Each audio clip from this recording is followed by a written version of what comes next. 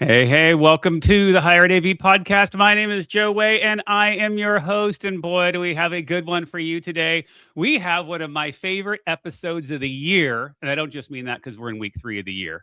I mean that every year coming around, we get to talk to one of my favorite people on earth and the greatest humans on earth, Mr. Mike Blackman. I'm always excited about this.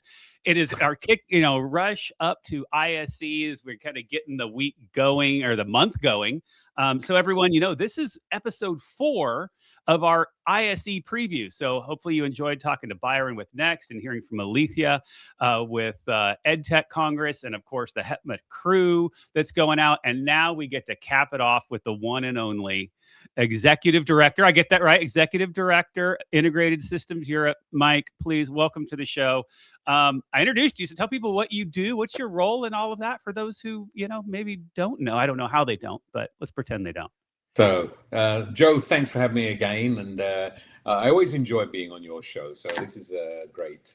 I'm Managing Director of Integrated Systems Events, and we are the organizers of ISE. And Integrated Systems Events is a joint venture between Avixa and Cedia. We started the show first show was in 2004 back in Geneva. So 22 years in with one little hiccup in between a few years back. And it's growing.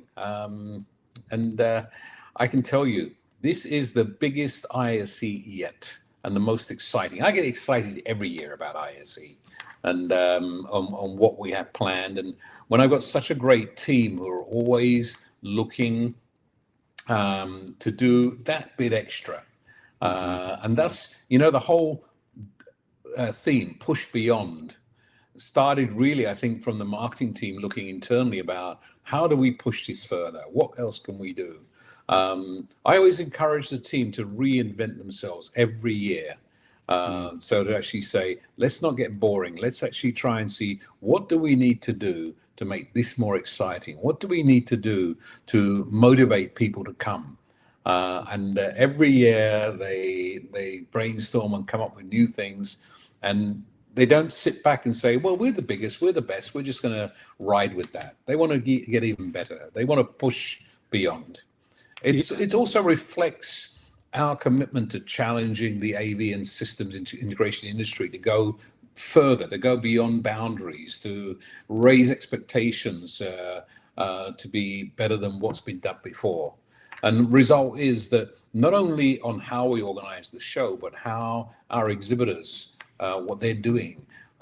You can expect always cutting edge technology. We're lucky being at this point, front point of the year. We get all the new product launches. It used to be the days when a lot of new products was launched in the middle of the year, but we're getting fortunate now that a lot of the big companies have refocused their R&D to launch things at the beginning of the year. And I think that helps make ISE even more special. And then we got a lot of highlights. And, this is what makes it also fun. We have immersive experiences, AI-driven solutions, everything you can think, where we cover all aspects of the AV industry, and new things, lots of new things. Wow, there's so much to unpack with that. So let's start with I love the theme of Push Beyond, and you actually answered the question kind of already that I was going to ask, and that's like, okay, you are the largest show in the world, the largest AV show. And, and automatically that becomes its own draw, right? Because people want to be part of that. They know that everything that if I need to see any particular vendor, they're going to be there along with, 50 others that are adjacent that I wouldn't have known about. So those are the easy things. But when you come as an executive team and you're sitting there going, okay, now, second week of February hits, things are closing down. I'm sure you're already thinking you're already into 27 and 28 probably in your mind. But how do you now go, okay, what are those metrics that you look at and say I don't even know how to put this.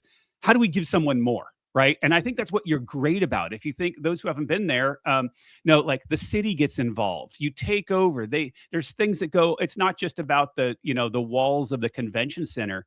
You become an immersive part of the entire city and that experience. So how do you come up with those things to go? And then, yeah, I'm going to leave it at that.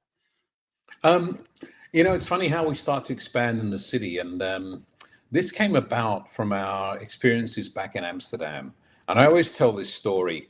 During ISE, my schedule is unbelievable in the evenings. Every evening, I have about 2 or 3 or 5 events to go to. Everyone's asking me to come and say, "Can you come here? Can you come there?" And I try to accommodate where I can. But we were in Amsterdam, and we used to stay at the Akora Hotel, which was a 10-minute walk from the Rye. And every morning I used to, as long as it wasn't raining, I used to walk down to the venue, get some fresh air and see some daylight. Well, something. But in the evenings, I'd have a car come pick me up and take me from venue to all the different appointments. And there was one evening where I came out of the venue and I had the wrong shoes on, and my feet were killing me. And I said to my driver, "Can you take me back to the hotel? I just want to change my shoes before I go on for the rest of the evening." And it took us over an hour to get from the Rye to the hotel. And that was the gridlock that we were causing around that part of the city. And I sat there thinking, God, people must hate Mike Blackman. If I lived in this place, I'd be the most hated person. When we decided to come to Barcelona, I mean, we started doing some things for the local community in Amsterdam, but we expanded that in Barcelona. And we said, look, we've got all these people around the city that we are, causing chaos to their lives for a few days in the year.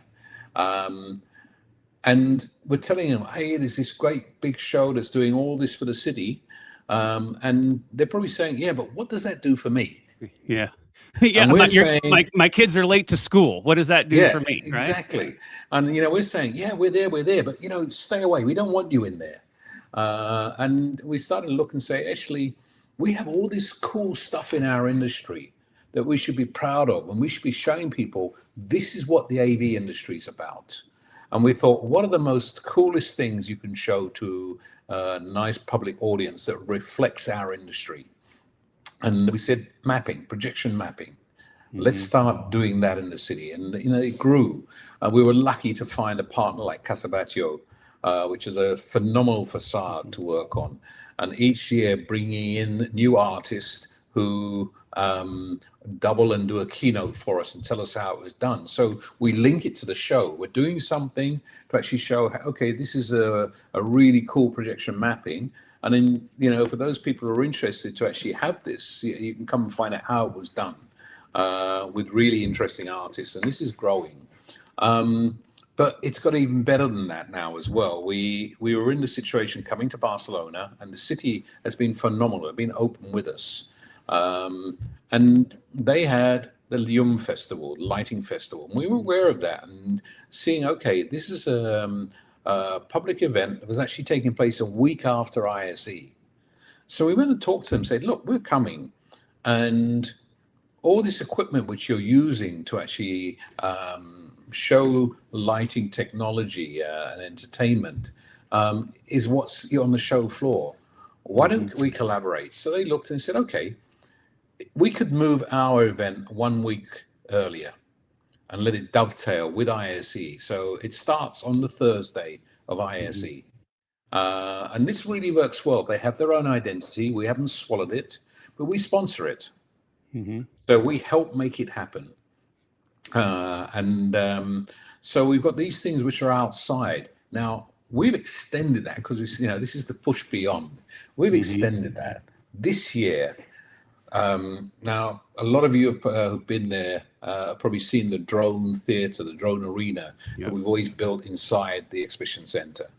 And we've done that quite a few years. We started it in Amsterdam and we continued. I've got some great partners with Lang and a few other companies to actually do this. And we had some challenges for 2026 on, okay, where do we put it? We need that space in the hall, and then we talked with Lang, and they said, well, actually, drones don't belong inside the building; they belong outside. And this year we're going to have a drone show every evening after as you leave the venue. It's going to start around 6:30. But it's not just drones. It's going to be on the south axis, where we put in that big LED, transparent LED screen, and that's going to be incorporated in the whole presentation. We're going to have on the Tuesday evening a live orchestra and an opera singer. Wow. So a real immersive experience with artists, the screen, and drones in the air, performing a live spectacular event as well. So that's going to be on Tuesday evening, and it's going to be repeated on Wednesday and Thursday. On those days, it's going to be we won't have the live performance, we'll have the recorded performance, but still going to be something phenomenal.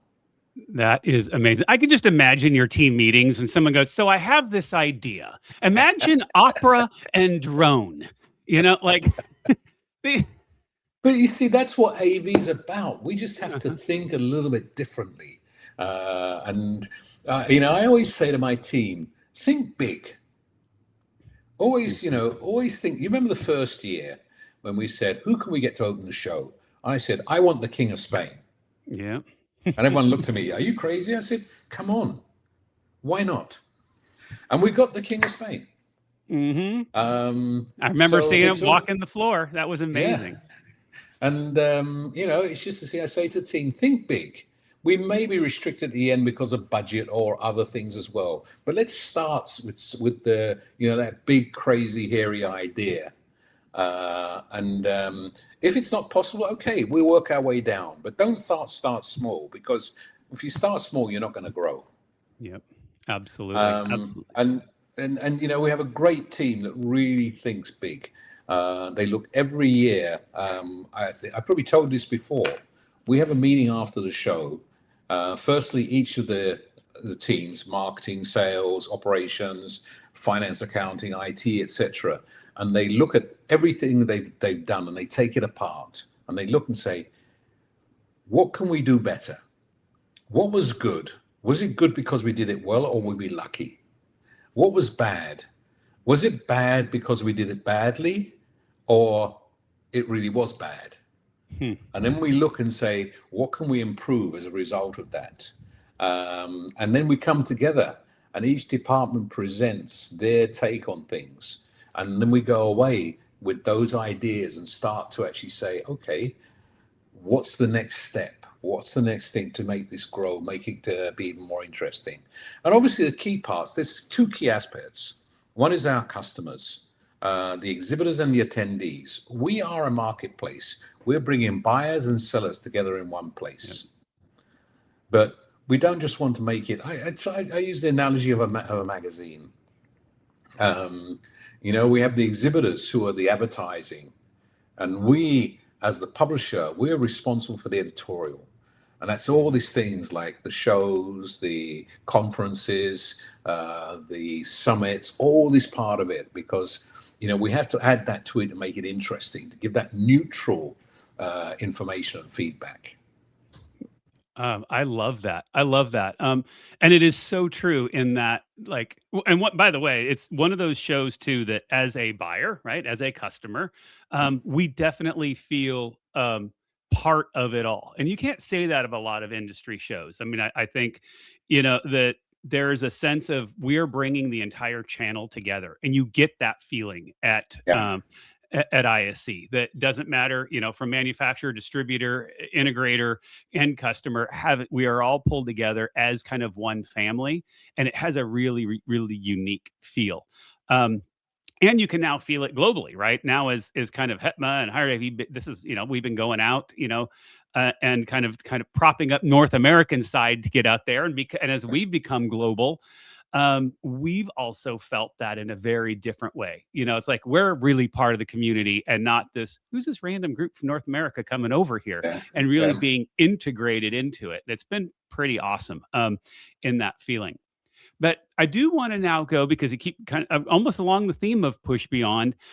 When we saw each other at Infocom Asia, and you said, "Oh, by the way, there's this new Congress that's happening, and there's this EdTech show that happens in Barcelona, and they're moving the show over a week, and it's going to be part of this." So, talk a little bit about, and for those who listen to the show every week, you did hear from Alethea a couple weeks ago, so you do know about it. But talk from your point of view of what is the show? Why is it important to then partner with something like that? So the EdTech cluster, I don't know, in Spain, they put together groups who are of like-minded technology areas, and they cluster them. And the education technology cluster were doing their regular meeting. It was done in a university, and it grew with a few desktops, tabletop exhibits, and a really good conference. And it's starting to grow. And they went to Fira Barcelona and said, "Look, guys, we want to make this bigger, but we don't have the resource to, we don't want to go and employ a whole lot of people to actually organize a show." And Fira Barcelona looked at it and said, "Okay, we'll do this." And then they said, "But hang on, ISE is covering that area as well." So they came to us and said, "Hey, they want to do this. Why don't we do this together?" And we looked at it and said, "Wow, there's a couple of thousand education specialists who, some of them are coming to ISE, but not all of them. In fact, there were more of them not coming to ISE." And we said, well, there's a huge benefit here of bringing these two things together. We didn't have the space within the venue of Gran Via. And there was also this independence wanting there as well. So we said, okay, let's keep it at Montjuic. This is the other venue. It's 15 minutes down the road, and we'll be providing shuttles. And let's run the two things together. EdTech as a 2-day event, and that gives the opportunity for people who are in the educational sector and want to go across there, that don't miss out on ISE. And the same way, the people who are there have 2 days when the EdTech conference is finished to actually come across to Gran Via as well. Mm-hmm. And we saw this as a good format, can work extremely well. It fits 100% to what we're doing. Ideal would be if we could be in a hall next door connected directly to Gran Via, but unfortunately, logistics don't put that in place at the moment. The good thing is we have people who are specialists in the market like yourselves, who understand that market. ISE is successful because we find partners who know the subject matter much better than we do. We're great organizers. We know how to organize a trade show, but we're not the specialists on education. We're not the specialists on digital signage.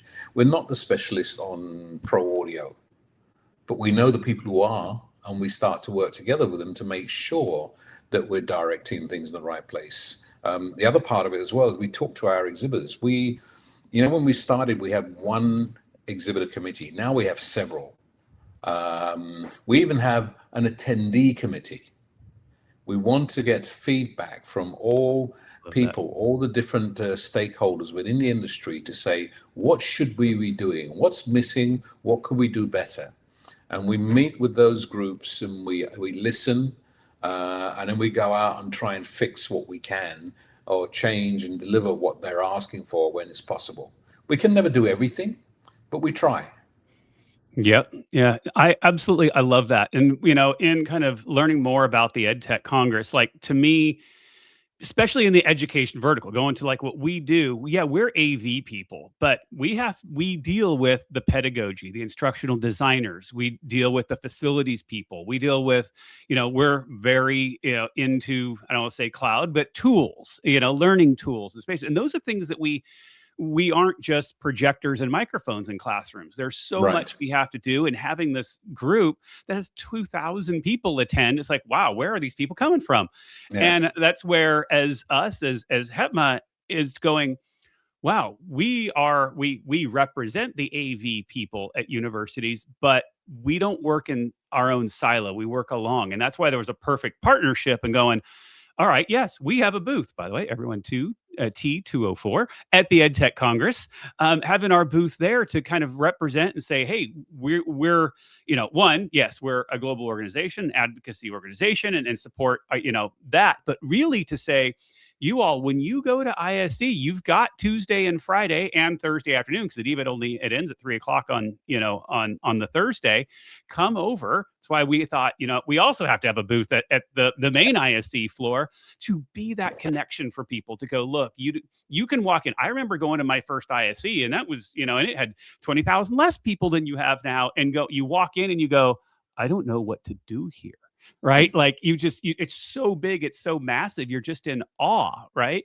And so we wanted to look at that and go, let's be that flag for people. Come on over, 2W400, and you have a place to stop and go, your people are here. We can get you show floor maps. We can help curate. What are you interested in? Oh, you're here for looking for digital signage. You go right down there, go over there. Anything particular? Here's the person to reach out to. Oh, by the way, we're going to kind of curate some tours and some happy hours. Come find your people so that we can kind of be that, that scoutmaster, I'll say, for people, But it's also part of what we do and of course, working with people like yourselves. But we provide tools like wayfinding. But one of the things we did with the move to Barcelona is we restructured the plan of the show. We divvied up the halls to actually say, how do we make this easier? Because even in 4 days, you cannot get around ISE, let alone EdTech as well.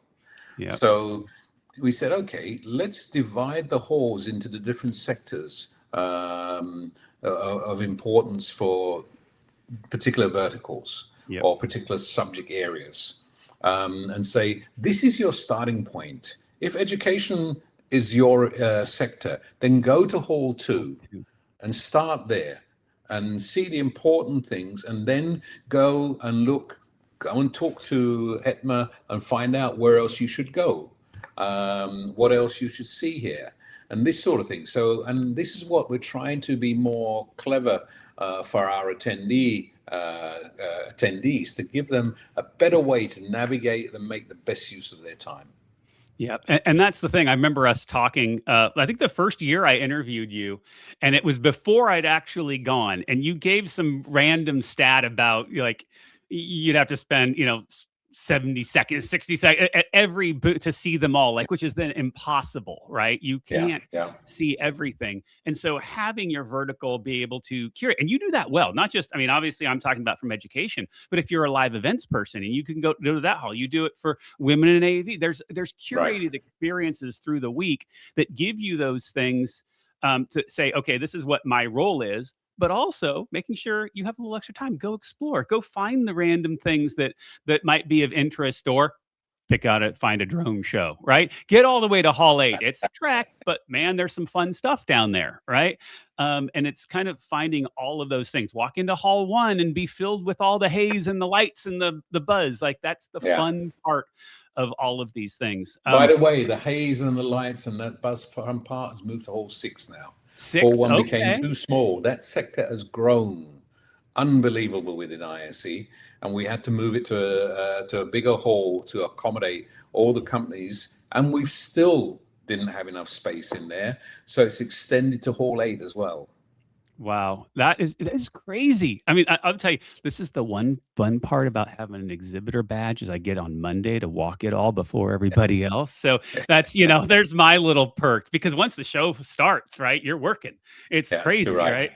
Actually, to tell you the truth, Sunday and Monday, those are my days when, well, even Monday I can't anymore. But Saturday, I'm in from the week after next. I'm here in Barcelona already. I'm just going back to Munich at the weekends. But from the 23rd, I'm here through till after the show. So when we start build up, that's my time to go and walk the floor and shake hands and see people I know when they're coming in. And the one thing I miss, because I don't get time anymore, but one of my rituals used to always be the night before we open, after everybody's left the halls, to go and have a walk around and see all the finished booths and just walk the floor and see everything. I don't get time to do that anymore, unfortunately, because we have activities that start on Monday already. Yeah, unfortunately, I'm not there for Yeah. that. But it's still, I still get that wow feeling as I walk in, and Hmm. it's phenomenal to see how the effort that our exhibitors put into their presentations. It's what makes ISE look good. Our exhibitors and what they spend and what they create, and the creativity they have and how they're presenting themselves. Yeah, I love that, and there is a certain awe about it. It's funny on the recording um, that we when we'd had the HEPMA, so last week's show, um, that hasn't been released yet for us, but anyway, we talked from the HEPMA crew that's going out. So 5 years ago there was only three of us. Now we're bringing a crew of 20 out. That's how much it takes Wow. now for us to run. Okay. Well, running two booths too takes, Yeah. that takes a crew. So we've got a crew of 20 that are doing this. And I told them, I said, just wait. And someone asked me, what's the thing? I said, the second you walk in and you see the LED banner go around and you see the buzz and you go like, there's something that just makes you stop for a second and take in the experience. And you haven't even walked into the hall yet. You still have a hallway to walk down until you see all the stuff, but there's something that just makes you pause. That's All right. very special about your show. And so I said, just that moment, and you're never going to forget the first time you saw that. And that's something like, and so now hopefully I didn't build it up too much for them, but it's true. It is a true thing. But I do want to kind of talk then a little bit about something that you kind of alluded to, and that's obviously like, finding the partners and the experts in these different areas. I think it's also something that's very unique about ISE. And again, you do it across all verticals. But also, I think it's a great mix of vendor, obviously learning stuff, finding product. I mean, that's what it is, right? But Mhm. also, you've got like from the I'll look from our vertical. You've got the Education Technology Summit. Next is going to be there. SAVE certifications. Beyond even just this whole other EdTech Congress. Like there's stuff that goes there so you can learn, so you can bring tangible stuff back to your boss to go, this was worth it because I now know what the thought leaders of my industry are doing. And of course, more the experiential things, whether it be at the show or in the city. Um, so that being said, like, what is that secret sauce to say, okay, here are the people? I look at, education, right? You've got our other European partners with LTSMG and SCOMS, and they come out and they have their hosted programs. Yeah. Like, how do you come out and go and I know what I guess the word is that secret sauce, because every group is different. I just named seven, and we're seven different types of organizations that have our own ways of doing things. There's got to be hundreds that you work with Yeah. across all verticals. And there are, and it's a bit of push and pull. Some of these things are where we have an idea or we've been alerted to a growth area or something we need to address in terms of audience acquisition, and we look at it and say, okay, who are the best people can help us curate that audience, bring the right subject matter, and bring them to the event. That's the one part. The other part is sometimes people like you just come to us and say, look, we're in this sector, we're very interested, we want to work with you, and what can we do? Mhm. So it's a mixture of both. A lot of it is down to our content team, our content creation team. I mean, we have people who are ex-industry editors in that team, who they know the market, they know the subject matter, they know it very well, and they're working with partners and actually finding speakers, finding associations, organizations, other bodies to work with and say, okay, how do we get the best information about this sector? How do we get the best thought leaders? And that's what their job is to do, to actually look at that and say, what do we put on the agenda to attract this audience and make ISE interesting? And it's become more and more important. When we started, ISE was primarily a channel event. It was more than 70, well, the percentage was probably more than 85% was channel. Very senior people in the channel, but it was channel. What has happened as more and more of our exhibitors are saying, actually, we need to speak to the end customers. We want to reach them. You need to bring them to ISE. And that's when we have to start looking at the verticals and saying, how do I motivate that person to take a day out of their office or a week out of their office to come to Barcelona and learn about what they need to know AV-wise in their business? Yep. Yeah. And the thing is, it pays off. I mean, I've gone to tell everyone, like, this is a must attend show, even though I know it's a hard sell to your boss saying, I'm going to go to Europe to a show. But Barcelona, and I've said this all the time, Barcelona's cheap. Airline tickets are cheap. I mean, it's like $290 round trip out of LAX. I mean, come on. If you got to take level, right? It's not the greatest, but it's nonstop, and you can get it. And it's only a few days a week, but you can get there. But hotels are cheap, food's cheap, no tipping, right? I mean, like there's a lot. You should tip. You should a little tip, bit, but yes. Nothing, very different culture. It's not the 20% that you're used to in the US. I mean, if you go for a group dinner like you do in Vegas, and if you give these guys 20%, they go on vacation the next day. Exactly. That's crazy. They love when you throw a few euros down on everything. It's like, because it's it's the gratitude, and you get great service. The people are kind. It's just an amazing thing. I mean, but it's one of the advantages that we have of this city, which is firstly, it's great food. It's great, lots of restaurants, and I mean, really good food and very reasonably priced.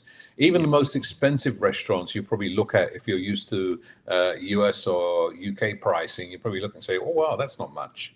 Oh, yeah. We're always surprised. Like, you almost have to do a double check on the bill. We'll take the whole team out to dinner and we're like, wait, how is this only this? But okay, let's pay it really quickly before they think they made a mistake, and get out of here.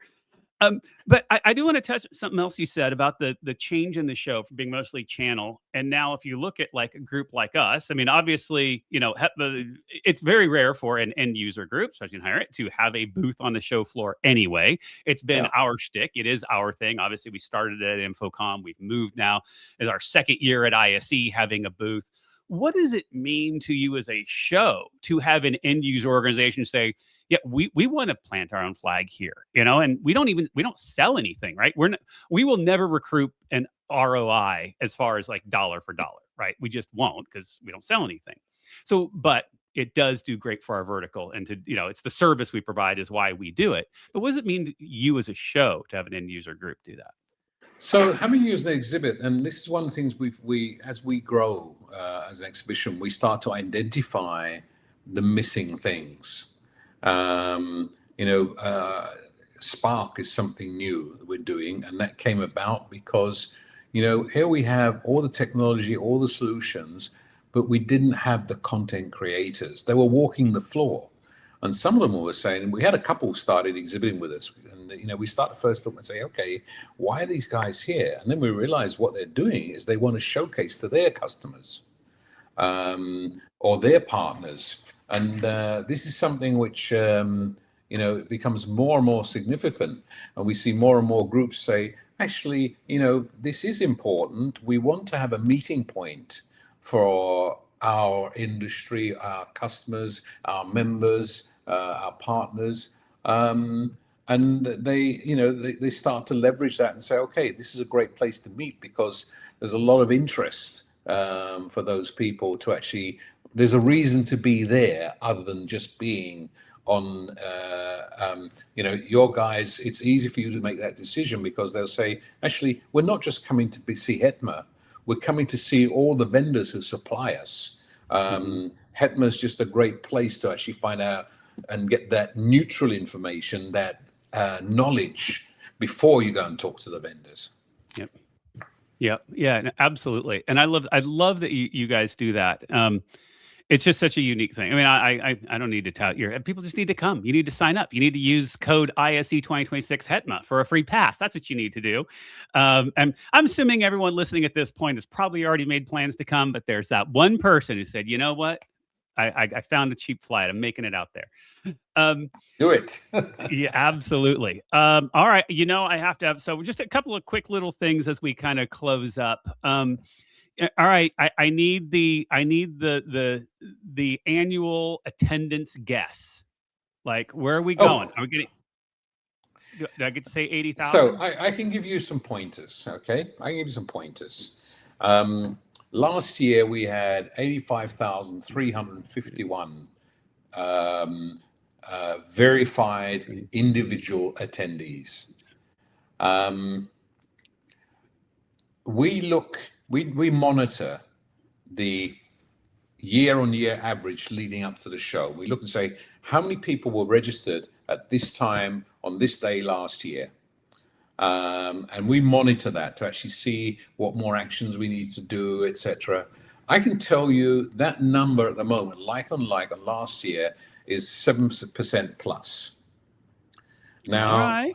generally what happens is that we see an acceleration of the daily numbers going up.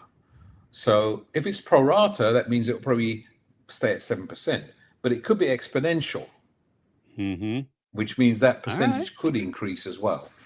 I have All my right. wishes. I've told my marketing team what I'd love to see, and yeah.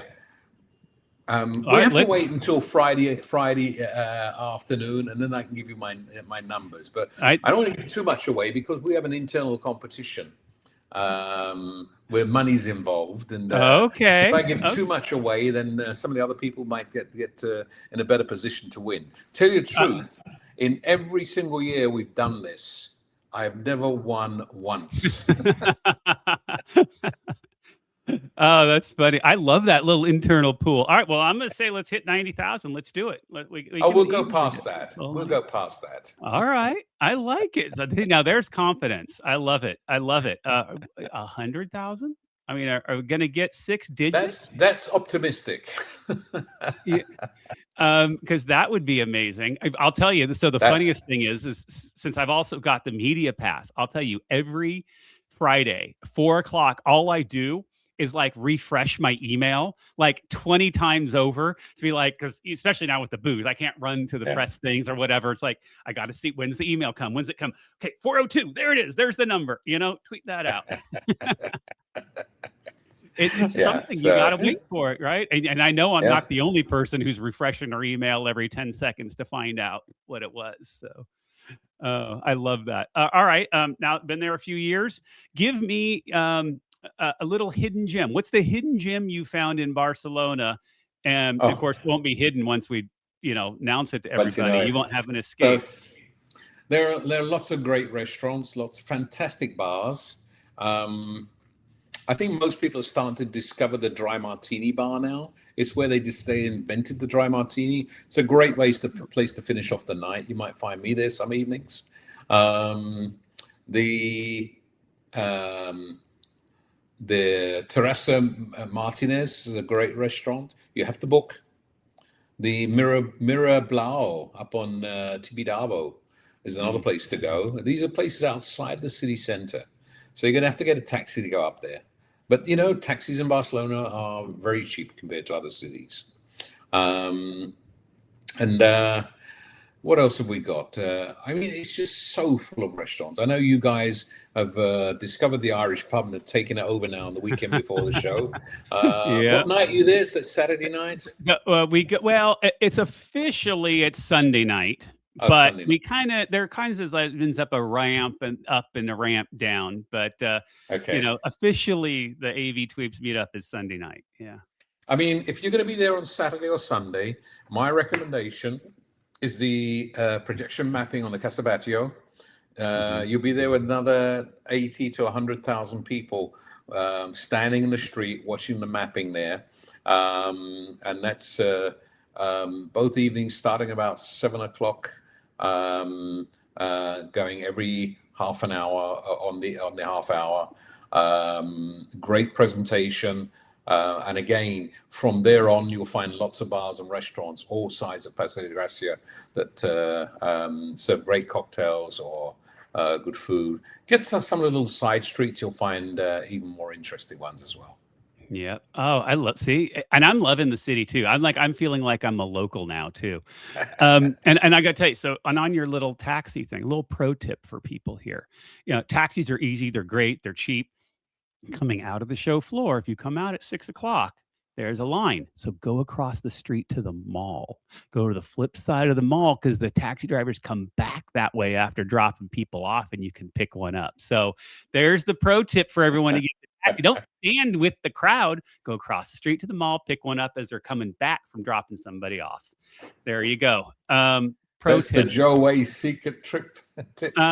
It works. This year we made we're using the Portofino right across the street. The funky red one is our Hetma hotel. So we've always stayed on Laurent Bluff, but this year we're staying across, running the booths. It's like it becomes crazy. So we need to stay close. That's where I stay. Yeah. Well, and the thing is then by the time we were assuming, that, by the time we get to our rooms, kind of shower, refresh, the taxi lines will be down and we won't have the same problem once we kind of head out. So with that, then, what's your pro tip? So what's your pro tip for someone attending ISE, whether it be, at the show or